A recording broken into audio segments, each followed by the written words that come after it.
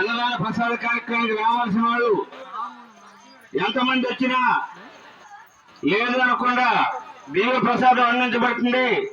కావున 50 మంది ఈ యొక్క అన్నప్రసాద కార్యక్రమానికి హాజరు కావాల్సిందిగా కూర్చున్నాము.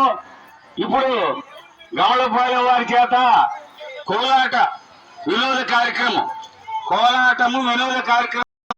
వచ్చి కోలాట కార్యక్రమం తిలకించవలసిందిగా కూర్చున్నాము. భక్తులు మనమే రేపు శుక్రవారం అనగా 7వ తేదీన స్వామివారి యొక్క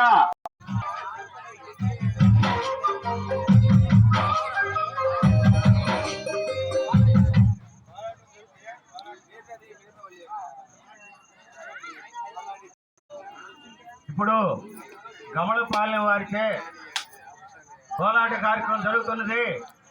50 మంది భక్తులు మీరు భోజనం చేసిన వారందరూ ఇటు వచ్చి ఈ యొక్క కోలాట